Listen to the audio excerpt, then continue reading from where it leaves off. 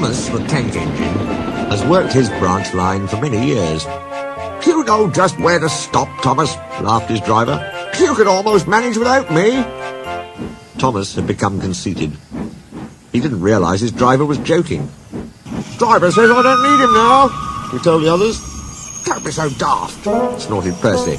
"I'd never go without my driver," said Toby earnestly. "I'd be frightened." "Pooh," boasted Thomas. "I'm not scared." "You'd never dare." "I would then. You'll see." It was dark next morning when the firelighter came.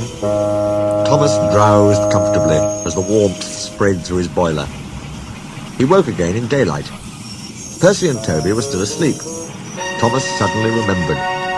"Silly stick in the mud," he chuckled. "I'll show 'em. Driver hasn't come yet, so here goes." He cautiously tried first one piston, then the other. "They're moving, he whispered. "I'll just go out, then I'll stop, and whee up." Very, very quietly, he headed for the door. Thomas thought he was being clever, but really he was only moving because a careless cleaner had meddled with his controls. He soon found his mistake. He tried to whee, but he couldn't. He tried to stop. He couldn't. He just kept rolling along. "The buffers will stop me," he thought hopefully. But that siding had no buffers. It just ended at the road. Thomas's wheels left the rails and crunched the tarmac. "Horrors!" he exclaimed, and shut his eyes. He didn't dare look at what was coming next. The station master's family were having breakfast. They were eating ham and eggs.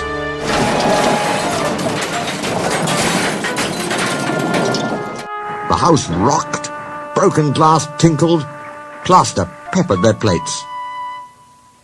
Thomas had collected a bush on his travels. He peered anxiously into the room through its leaves. He couldn't speak. The station master grimly strode out and shut off steam. His wife picked up her plate. "You miserable engine," she scolded. "Just look what you've done to our breakfast. Now I shall have to cook some more." He banged the door. More plaster fell. This time it fell on Thomas. Thomas felt depressed. The plaster was tickly. He wanted to sneeze, but he didn't dare in case the house fell on him. Nobody came for a long time. Everyone was much too busy. At last, workmen propped up the house with strong poles. They laid rails through the garden, and Donald and Douglas, puffing hard, managed to haul Thomas back to the yard. His funnel was bent. Bits of fencing, the bush, and a broken window frame festooned his front, which was badly twisted. He looked comic. The twins laughed and left him.